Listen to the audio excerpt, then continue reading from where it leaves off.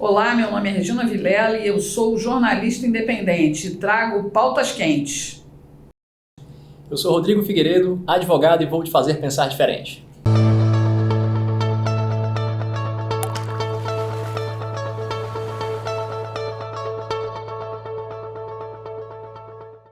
Bom, nessa edição do Pingo é Letra, a gente vai conversar com o Dr. Rodrigo Astolfi. Ele é paulista, está radicado no Ceará há quase uma década e é especialista em pé e tornozelo, porque ele é um ortopedista que veio ajudar o pessoal aqui da terrinha a se cuidar melhor, né? Principalmente no caminhar, não é isso, Rodrigo? É isso aí, locomover é a nossa liberdade, né?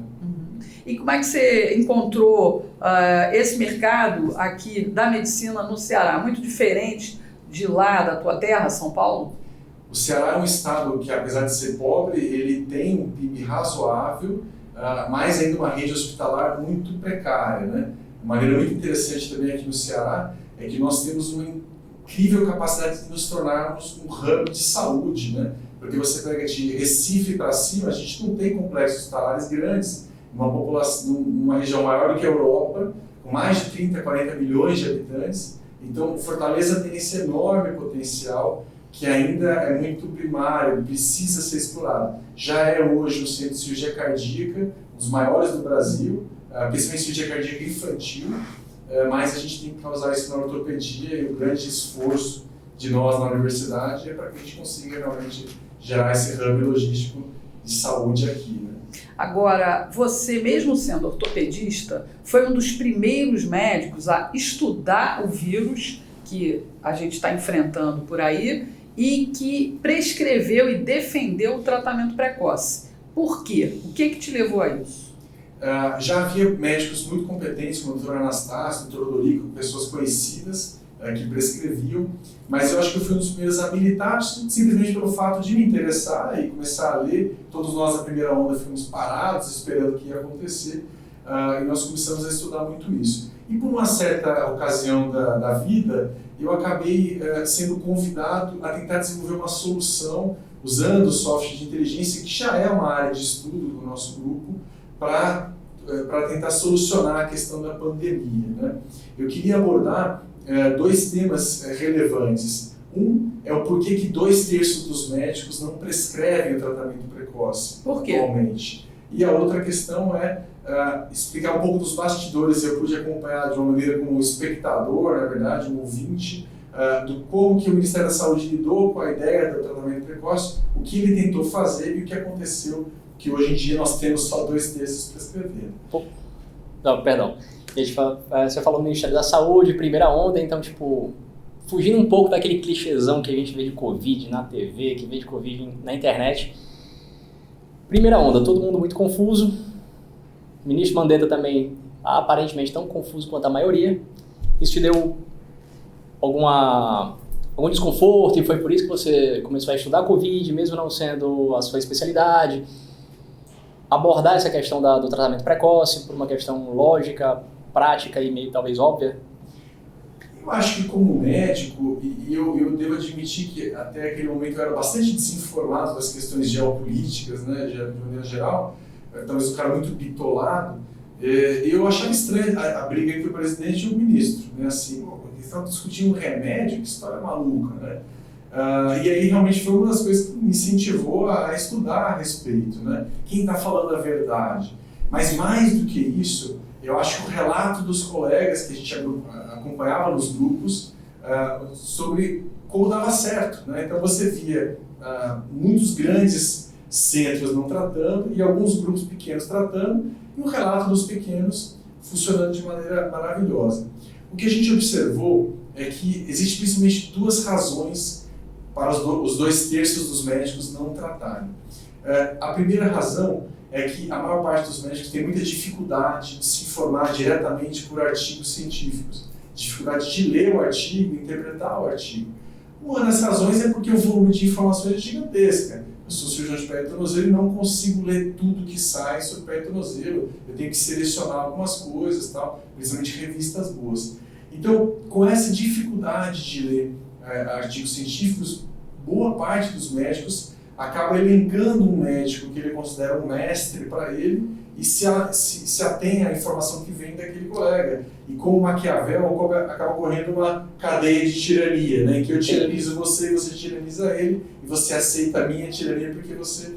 Da mesma maneira, eu tenho um médico acima de mim que eu considero um cara, um mentor, mestre, né? E eu tenho também os meus discípulos. Então, acaba que, como eu vejo, uma das razões dos 2/3 não prescreverem é porque, de fato, pequenos grupos, pequenos players engessaram assumiram essa posição de que não é para tratar, então, e ficou engessado todo um sistema abaixo deles. Então, se um papa da medicina, vamos dizer assim, um Calil, lá do Einstein, se não me engano, disser que não é para prescrever, aí ele acaba levando com ele uma série de pessoas sem nem dar a expectativa, a perspectiva de um estudo mais aprofundado de outros médicos. Exatamente.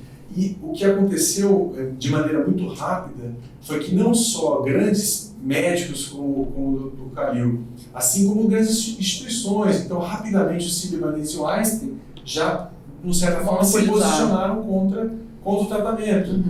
O New England Journal of Medicine, a maior revista médica, já lançou um artigo destruindo a cloroquina logo depois do Trump e Bolsonaro terem falado dessa medicação.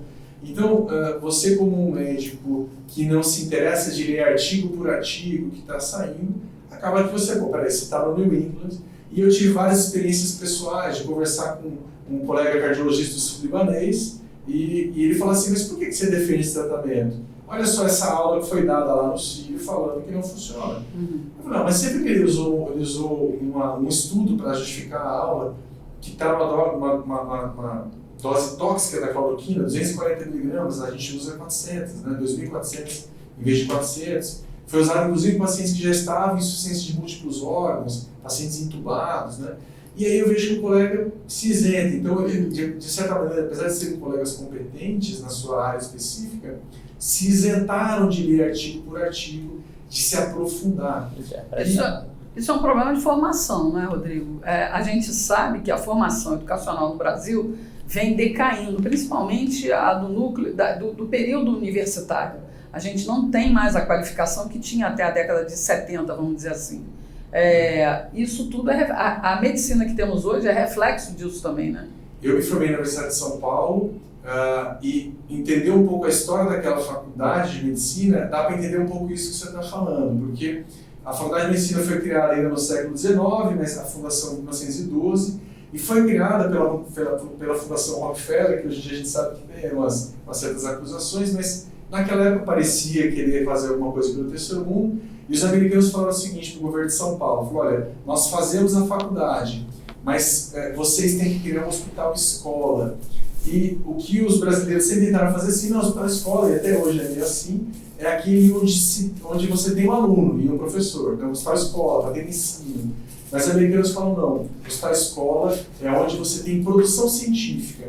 Porque, pelo menos até aquele momento, entendi-se o seguinte, se você trabalha como médico e não produz ciência, você é um perigo em potencial. Você pode estar fazendo um monte de coisa errada e nem você, porque entende o seguinte, quem produz ciência estuda, senão você não consegue escrever um artigo.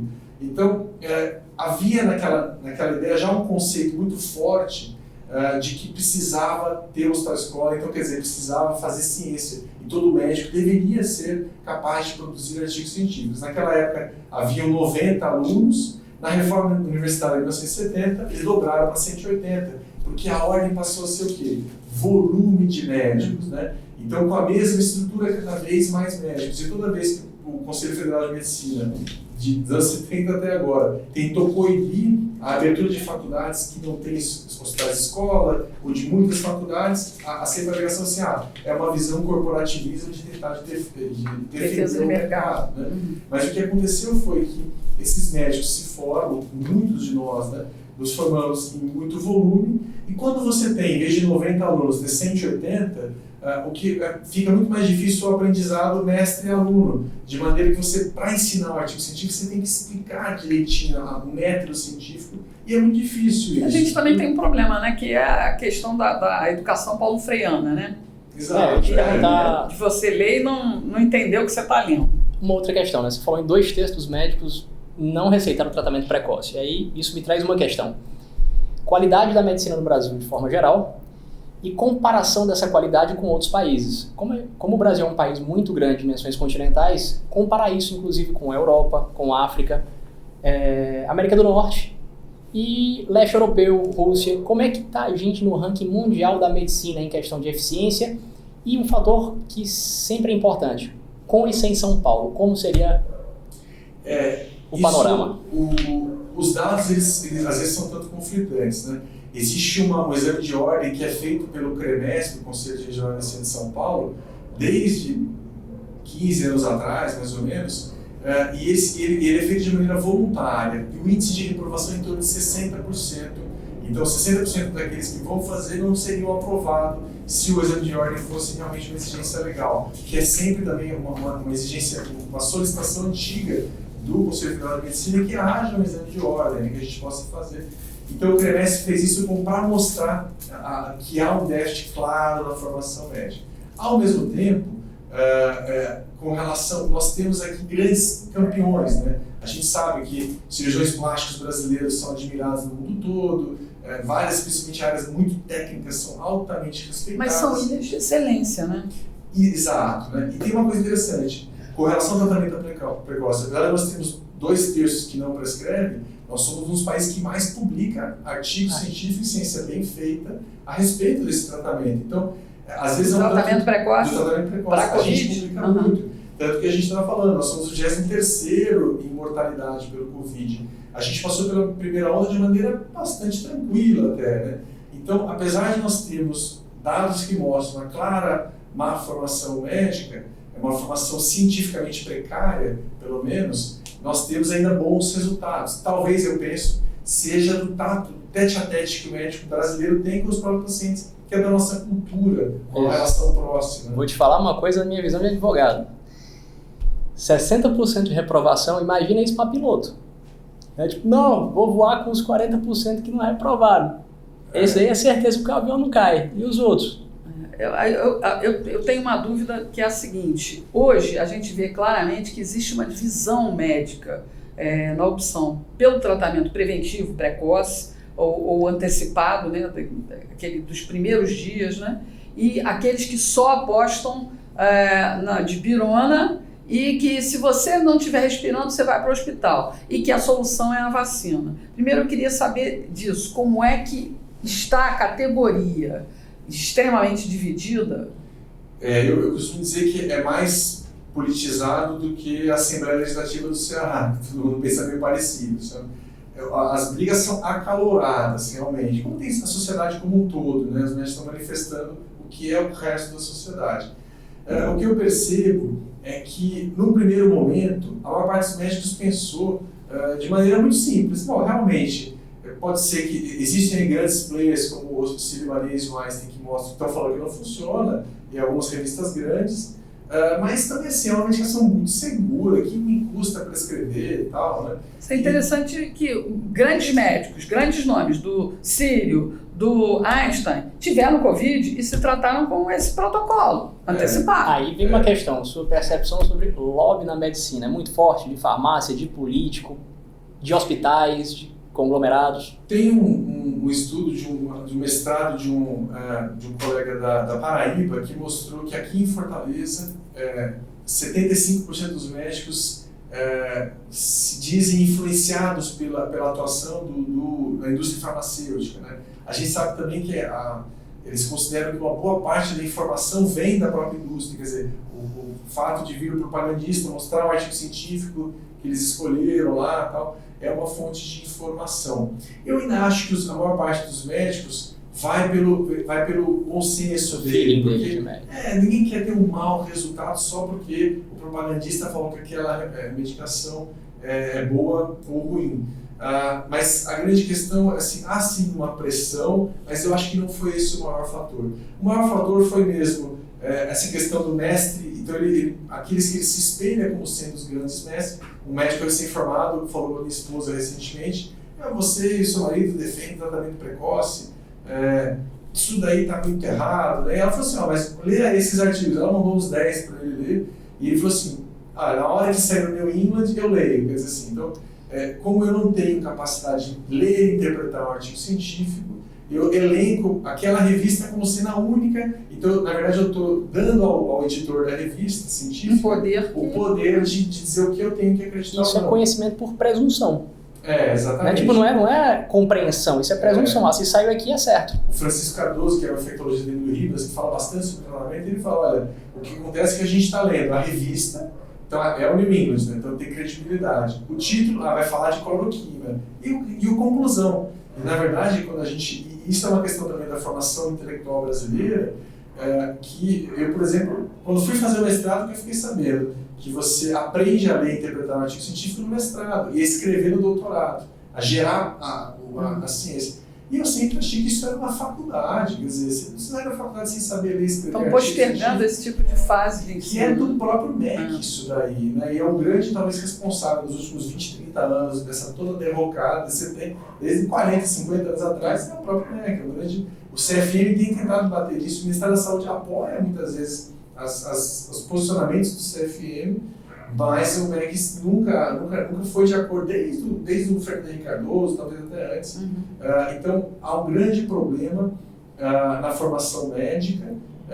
Os médicos têm tentado, mesmo assim, contornar, e o que eu acho que aconteceu foi que, e a gente vai chegar nesse próximo momento, é que o Ministério da Saúde fez um movimento errado na hora de mexer com o tratamento precoce, a mídia caiu em cima. Como foi isso? Você vivenciou pelos bastidores, né? Você pode falar um pouco pra gente? O que aconteceu foi o seguinte, tentando resumir rapidamente, quando o vírus saiu da China, os chineses falavam o quê? Não tem nada para se fazer, use uma roupa de astronauta, apesar do vírus entrar pelo nariz e pela boca, pelo olho, use uma roupa de astronauta. Fazia sentido, né? Aquela roupinha toda fechadinha. Mas não se faz nada, entuba ele logo, era a primeira regra, entuba. O Didier Ranaud, que é um médico francês, ele já estudava a cloroquina com a azitromicina para o tratamento de vírus. Isso é uma coisa antiga. A USP de Ribeirão Preto estuda ivermectina para tratamento de rotavírus há muito tempo. As publicações já se fazia. Né? Já havia uma base, então. Já se estudava. E ele já tinha estudado para outros coronavírus e ele só fez testar. E realmente a curva da cidade dele caiu muito. Só que ele era um médico tanto, apesar de ter um impacto científico altíssimo, esse pesquisador, ele tinha um certo ranço com os médicos mais próximos do Macron, e ele nunca conseguiu chegar, ele foi falar com o Macron lá por maio, muito depois de ele ter defendido esse tratamento. O primeiro grande player a chegar nele foi o Trump, e através do Trump o Bolsonaro entrou nessa onda. Por isso que ele chegou aqui falando da cloroquina, foi porque ele ouviu os trabalhos do Didier Ranaud.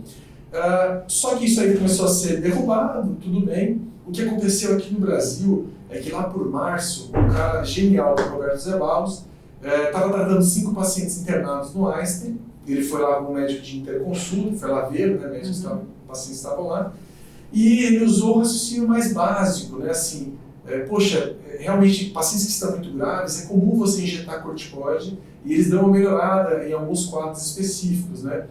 E assim ele fez, ignorando o que os chineses tinham falado, e observou uma resposta maravilhosa. Ele gravou um áudio que viralizou, e todo mundo com certeza viu esse áudio, em que ele falava, olha, eu acho que esse vírus é um vírus indutor de resposta inflamatória. Lá em março, logo 2, 3 semanas que a gente tinha recebido o coronavírus aqui no Brasil, ele já tinha taxado ali todo o efeito fisiopatológico da doença.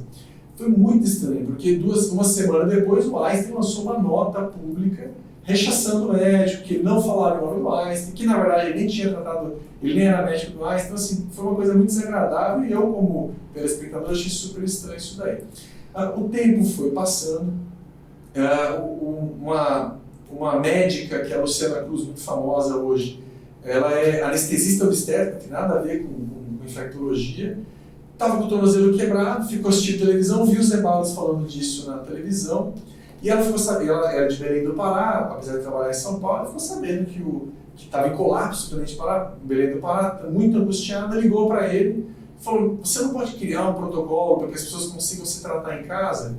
E aí foram realmente juntando isso, a Marina Buccar falando muito da cloroquina, e a Marina Buccar falando muito, na verdade, do uso de anticoagulantes, né, assim, bons médicos, que puramente de ver as extremidades escurecidas, aí você pensa, será que isso não é microtrombose? Se eu usar anticoagulante, anticoagulantes, né, para tratar.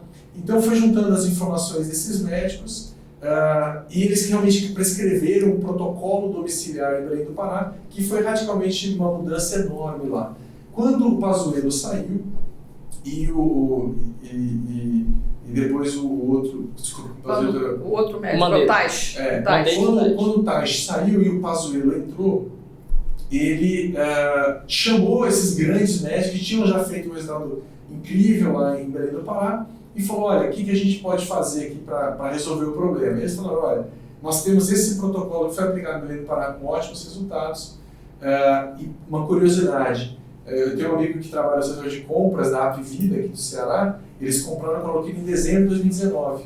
Já tinham comprado muito antecipadamente. Na primeira onda, a Apvida, até onde a gente sabe, não chegou a ocupar 100% da UTI, ocupou agora. Então, em 2020, na verdade, tanto que bateu um lucro estrondoso a Apvida, né? Reduzindo a sinistralidade dentro dos pacientes para operar, porque parou tudo.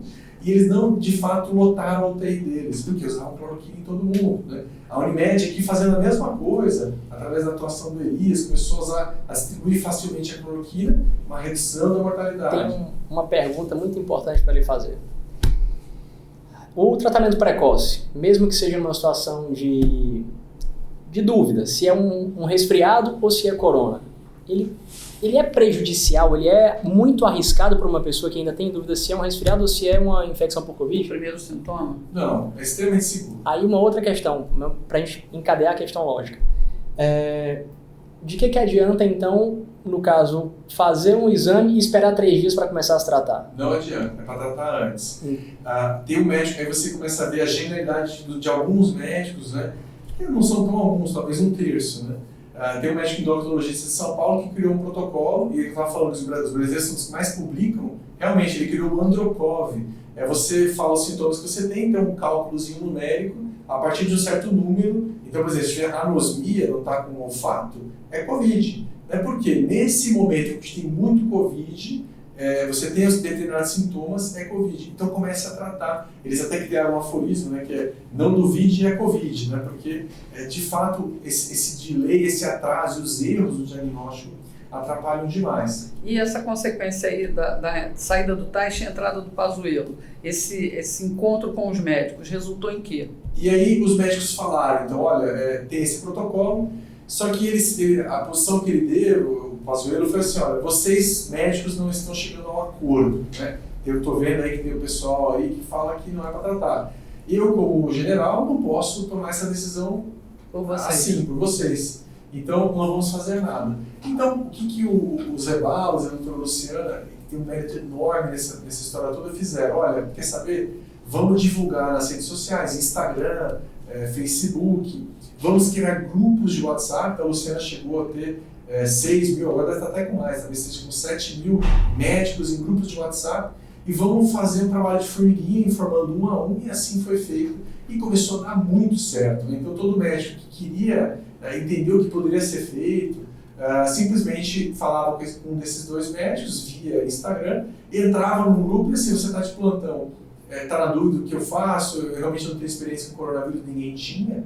Você manda no grupo e aí, de repente, 10 médicos respondem. Isso pode ser responsável pelo grande número de recuperados que o Brasil tem hoje, porque o Brasil é quem lidera o número de recuperados. E segundo, os médicos não recebem instrução, né? A instrução correta. Exato. Eu tenho certeza que esse foi uma das grandes razões da gente ter um ótimo número de recuperados. Também porque o brasileiro é um dos campeões de automedicação, né? Nós temos uma quantidade de medicações chamadas over the counter, né, que você vende sem prescrição médica, que é incontável, você não compra isso em nenhum lugar do mundo. Então, os próprios pessoas se tratando, ivermectina e tal, foi um erro do Ministério da Saúde ter colocado a cloroquina como receita especial, porque não era.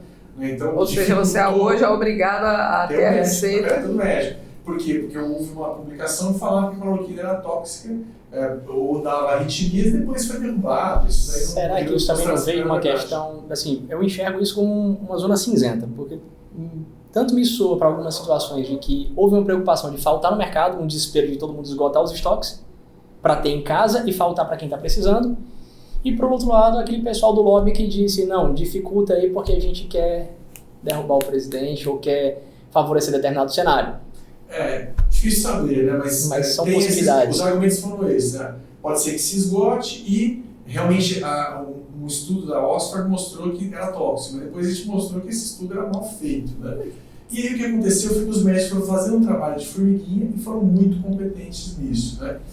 O que foi feito também é que isso tudo foi apresentado também como... Foi tentado, depois de um certo momento, na verdade, a doutora Mayra, que foi a médica, uma das poucas, acho que talvez a única médica que sobrou em determinado momento do Ministério da Saúde, ela que capitaneou todas essas informações novamente, porque mais e mais estudos foram saindo, experiências, mais especialistas, e ela, como técnica, fez a parte dela, levou, fez uma conferência com a imprensa, botou uma máscara do SUS e falou, olha, dá certo, a gente tem 5 vezes mais artigos falando que o tratamento funciona do que não funciona. E tanto mais artigos quanto 5 vezes mais volumes de pessoas tratadas. Então, só que o que a imprensa fez foi, ótimo, a única médica que sobrou é bolsonarista e é por isso que descredibilizaram ela. E aí o nosso grupo pensou numa solução e chegamos a apresentar isso para o então ministro Pazuello, né? A solução que a gente pensou era o seguinte, olha, a gente precisa dar um respaldo estatístico tanto para o médico que está na ponta, já que ele talvez tenha dúvida do que está acontecendo, tanto para o próprio Ministério da Saúde, que precisa se defender com estatística, não mais com eu acho, eu penso. Foi aí que você pensou na proposta de um software que possa ajudar os médicos como uma espécie de respaldo, né, de uma junta médica, vamos dizer assim. Eu já ia falar que a minha amiga tinha uma notícia quente, aí ela... Pau! Exato. A gente propôs para o Ministério um software que, na verdade, fazia cálculos estatísticos mostrando, olha, 96% dos médicos prescrevem esse tratamento, né? Então, você teria uma estatística para dizer o que... Seria um aval, um carimbo, né? Tanto para o médico se sentir mais confiante naquele tratamento, né? Então, assim, realmente existe uma maioria aqui, né? Tanto para o próprio Ministério. Então, o Ministério não entraria na parte técnica do tem comprovação, não tem comprovação, que é um terreno arenoso, né? Você tem, apesar de ter muito mais artigos mostrando que funciona, mas você tem revistas de peso mostrando, falando que não funciona. Mas para a gente ter uma estatística, os médicos precisam aplicar. Como é que vai funcionar esse teu software? A primeira coisa é que, naquele momento que a gente estava apresentando, isso foi ainda no primeiro semestre do ano passado, a maior parte dos médicos prescrevia esses 2 terços que vai ser agora, né? Havia uma grande prescrição no SUS. E boa parte dos médicos que estavam no grupo do tratamento precoce, que estavam fazendo esse trabalho de maneira voluntária até, né? Porque eram grupos de WhatsApp, né? Então você está lá em casa, alguém que está atendendo no pronto-socorro em algum lugar, te pergunta e você responde. Eles poderiam contribuir para o SUS da mesma maneira, né? Assim, já tinha, na verdade, essa estatística praticamente pronta, era só mostrar ela, né? Então, não era tão complicado. Havia algumas questões técnicas de como o software ia funcionar, mas basicamente ele era um tanto simples, né?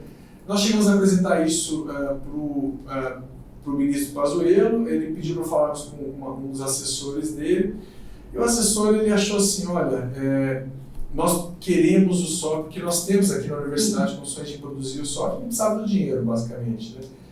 Ele falou assim, olha, eu prefiro comprar o software pronto e testado e já, né, seguindo. Comprar, né, o carro andando. Mesmo que isso saia muito mais caro, né? Porque eu vou ter que comprar então uma patente, não vou eu desenvolver algo, né? E a minha sensação naquele momento é que havia uma certa inexperiência daquele grupo de militares que assessoravam o ministro, que apesar de serem muito competentes na área deles, como membros do Ministério da Saúde, talvez não tão experientes. E tem um outro fato também que eu entendo, é que assim, se você é um político corrupto, se você é um ministro bandidão, né, você aceita riscos, né? Quando você está fazendo um trabalho honesto, né, não estou nem dizendo de um lado e do outro, não tenho experiência para dizer, mas é uma coisa que me fez pensar, né? Bom, se eu realmente fosse um assessor honesto, de um ministro honesto, você tem medo, porque você... uma canetada errada que você tem, você dá para o Ministério Público, vai perseguir você pelo resto. É normal, né? Pessoas comprometidas com a verdade e com o bem, elas são mais cautelosas. A pessoa corrupta, ela vai pelo risco, porque o risco dá retorno financeiro. Exatamente. Então foi isso que a gente sentiu isso. Talvez um excesso de zelo, talvez de pessoas honestas. Né? Em quanto tempo o teu software vai ficar pronto? Já 2, 3 meses já fazia, porque era bem rápido. Já tinha toda a parte técnica já estava sendo desenvolvida. Né? A gente já usava isso em outras técnicas. O que aconteceu foi que a onda rapidamente se arrefeceu, caiu, e o Ministério da Saúde, nesse momento, realmente encampou o tratamento. Né? E para isso, o que eles fizeram foi distribuir o tal do kit Covid, né? Que a empresa de saúde bate em cima desse negócio, e eles criaram também um aplicativo. Eles estavam pensando como a gente aqui pensou. Bom, os médicos talvez precisem de ajuda para prescrição. Porque qual é a dose de azitromicina? Quando que eu não posso usar ivermectina? Isso é um pouco complicado, talvez não é para você usar isso de maneira tão ampla. Então eles criaram um aplicativo que foi, na verdade, agora em dezembro, quando eles foram para Manaus para mostrar, porque estava aquela questão do oxigênio e tudo mais, o ministro Pazuello foi e levou o tal do aplicativo. Mas aí a gente teve até um estudo que foi mal versado, está muito mal explicado essa história lá dos testes com a hidroxicloroquina lá em Manaus. Não é? Isso ainda precisa ser investigado, porque ofereceram uma superdose para os pacientes e ocorreram as mortes. Tudo para justificar uma versão de que eu estou chegando à conclusão aqui, Rodrigo, que nessa conversa, que o que interfere muito, isso interfere na vida de todo mundo, mas interfere muito na medicina, a vaidade, cara. Eu acho que a vaidade são sistemas todos muito complexos. O ser humano é complexo, tanto o paciente é complexo, que você dá um remédio pode não responder igual. O médico é complexo porque ele é um ser humano, então ele tem as opções ideológicas dele, ele tem as opções, digamos... convicções técnicas, convicções técnicas dele, exatamente. Então, isso é muito complexo. Agora, assim, o que aconteceu é que a gente tinha como fazer, né, e deu errado, e uma dificuldade de você prever erros básicos. O que aconteceu foi que eles distribuíram o kit Covid. Mas, de novo, uma ferramenta, para quem não sabe usar, pode virar uma arma. Como você acabou de falar, uma hiperdose de algum dos remédios. Exato. Mas, de qualquer maneira, ela é uma ferramenta. Então, você simplesmente... O que a imprensa bate tanto? Quando você pega as prefeituras que usaram o kit Covid, se você tem como avaliar realmente isso, que seriam algumas medicações, e você não vê uma melhora nos índices dessas prefeituras. Mas o problema é esse, né? Primeiro que não é só um remédio. Hoje se usa em torno de 8 a 10 remédios, tem muito remédio. Como o coquetel da AIDS, né? Exato, você usa uma associação enorme de medicações. E segundo que o problema era isso. Está sendo usado em que momento? Quem são os médicos que estão sendo usados? Como está sendo feito? E o aplicativo que eles criaram, e o ministro foi lá para apresentar o tal daquela solução com o aplicativo, ele era para isso. Mais ou menos um fluxograma em que você teria os dados do paciente e o resultado que deveria ser feito. Só que o problema é que, primeiro, o aplicativo dava problema. Segundo, várias pessoas têm dificuldade de baixar aplicativo, não tem memória do celular, uma coisa meio internet no interior, às vezes internet precária. Não funciona, vários problemas como esse. E um outro problema é que o aplicativo ficava dando bug o tempo todo, né, assim. Então a solução que os médicos... Isso é o aplicativo do Ministério, para que ninguém confunda com o seu. Da sua sugestão. Exato, Então, eu não sei se é a partir da minha sugestão ou talvez fosse algo simplesmente que é natural, né? Assim, ficou meio que na cara que aquilo precisa. O nosso sistema ele tinha um diferencial porque dava a estatística, né? Assim, usando um cálculo específico, mas uma coisa que você fala, olha, o meu conjunto de técnicos do Ministério da Saúde acha que você devia prescrever azitromicina, cloroquina e ivermectina. Né? Só que nós estamos numa guerra ideológica, nós estamos numa guerra de discursos. Então, quando chega a falar isso aqui não vale nada. Quem são os seus conselheiros? Doutor fulano, bolsonaristas. Então, falácia de homem. Toda hora é isso. Né? Então, o que aconteceu? O aplicativo foi mal utilizado, porque deu problemas com o aplicativo, problemas técnicos vários, e ele foi derrubado na dialética, uma vez que ele era basicamente ele era ótimo, né? Assim, era perfeita a ideia, mas faltava o quesito numérico que a gente tinha sugerido, e naquele momento eles não entenderam como sendo algo que realmente importava. Tenho duas considerações a fazer do que você falou agora para o nosso público. Até medicamentos aparentemente seguros e inofensivos, se for ministrado com superdosagem ou overdose, vai fazer mal. Exemplo, paracetamol. Toma mais do que a dose indicada para ver o que vai acontecer. Teu fígado vai para as cucuias. E a outra, meu amigo, isso é uma questão mais pessoal. Um aplicativo desenvolvido pelo governo normalmente não funciona como um aplicativo desenvolvido pela iniciativa privada. Você tem intenção de lucrar e atender bem o seu público. O governo, no Brasil, em geral, é administração de crise. Então, assim, eu acredito pessoalmente que iniciativas como as suas é o que vai fazer o nosso país evoluir de forma geral, não só na medicina, mas em outras áreas. A iniciativa privada produz, cria produtos técnicos para o mercado melhor do que o setor público. A gente está chegando ao final, mas antes eu tenho mais umas 3 perguntinhas. Primeiro, esse teu aplicativo, além de trazer uma espécie de junta médica para ajudar o trabalho médico, ele pode servir também como uma telemedicina, não é isso? A lei que normatiza a possibilidade disso, sim, é a lei da telemedicina que foi aprovada no ano passado. E sim, isso tem sido, já tentou até a minha área, a Sociedade Brasileira de Ortopedia tentou fazer isso ano passado como uma forma de levar mais especialidade para uma região mais distante. Né? Então, esse tipo de solução está na cara, mas muitas pessoas ainda não, de nós que estudamos isso, muitos grupos ainda não souberam como que a gente chega lá, de fato. Né? E aí, assim, cada tentativa frustrada é um step back. O que aconteceu foi, eles usaram o kit Covid e não deu certo porque talvez tivesse sido mal utilizado. Usaram um aplicativo que não funcionou talvez porque não era aquilo que realmente precisava. E o que aconteceu? Houve um direcionamento dos canhões de 30% da população que é extremamente contra o governo, ou da grande imprensa, contra os médicos que prescreviam. A ponto da Sociedade Brasileira de Infectologia, da Sociedade Médica Brasileira, a Associação Médica Brasileira, a ANB, todo mundo começar a se posicionar, esses grupos grandes, de maneira muito esquisita contra os médicos que prescreviam. Eu mesmo, no meu Instagram, comecei a ser detonado, xingado de 1000 nomes, porque você é um médico louco que prescreve. Até que o Conselho Federal de Medicina, na graça de Deus, se posicionou e falou que está na lei, cada médico tem sua autonomia, a decisão é do médico. Né? Então, e aí acalmou um pouco os ânimos, mas aconteceu, e eu queria contar isso daí, lá atrás, quando eu liguei para o Roberto Zeballos, né, e falei, nós estamos com possibilidade de desenvolver um sistema de informação que realmente entregue esse negócio para o governo de um jeito que facilita demais as coisas, para o paciente, para o médico, para o governo, todo mundo sai feliz nessa história. Né? E ele falou assim, nós já falamos uma vez com o governo, a minha sensação agora, naquele momento, é de que quanto menos governo nessa história, melhor. Realmente os médicos estavam indo melhor sozinhos. Então, muito a gente talvez seja engenheiro de obra feita, talvez profeta do passado, né?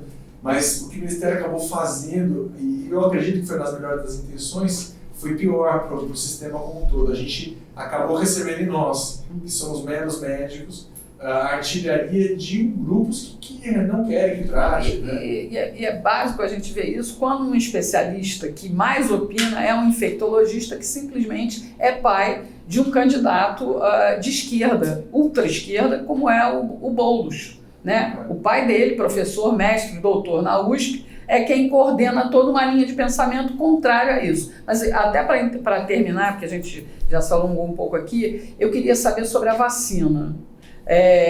Você apoia e recomenda o que para quem toma a vacina? Eu apoio, né? Acho que todas as iniciativas são boas. Há uma questão técnica sobre qual a melhor vacina, vendo que a gente não tem dinheiro para tudo, né? Mas sim, tome a vacina, né? Agora, existem alguns cuidados. Existiam alguns trabalhos mostrando que a vacina de Oxford, que aqui é da Fiocruz, aumenta a chance de trombose. Então, simples. É possível tomar antitrombóticos, o AS, o próprio Clexane, remédio excelente e seguro. Tomou vacina, converse com o seu médico para tomar remédios que evitem a trombose. E a Coronavac, o que nós temos visto isso aí é super... A Coronavac não tem complicação científica a respeito dela, né? É realmente duplo padrão. Cadê então? Me mostra os resultados. E os chineses agora vieram com a história de que vai ter que ter uma terceira dose. Doutor Rodrigo, vem aí, agora eu entro na minha área.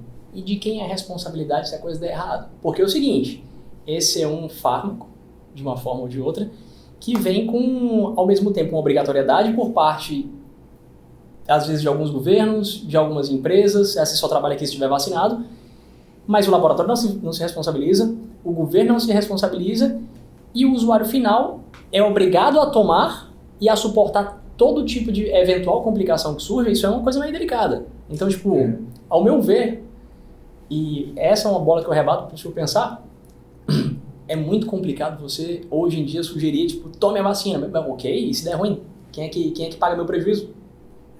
Isso é complicado, né? Assim, em termos de embasamento técnico, o que você pode obrigar, até a questão das máscaras, é difícil você olhar nos artigos e obrigar a utilizar, apesar de parecer lógico e fazer sentido. O que eu oriento para quem vai tomar a Coronavac é tomar muito cuidado, porque a gente viu alguns casos de pessoas que tomaram a vacina e se infectaram depois. E aí tem uma resposta viral muito intensa. Então a orientação é bem simples. Vai tomar de Oxford? Converse com o seu médico, talvez usar um remédio contra a trombose. Vai tomar Coronavac? 2 semanas de máscara, de luva, de álcool, de tudo que você puder fazer para não se contaminar. Aí vem um ponto que, ao meu ver, é crucial e talvez seja consenso entre nós três. A liberdade do paciente em optar um tratamento ou não. Assim, desde Oswaldo Cruz não dá muito certo a revolta da vacina você forçar as pessoas, né? Estamos voltando a mais de um século atrás, né?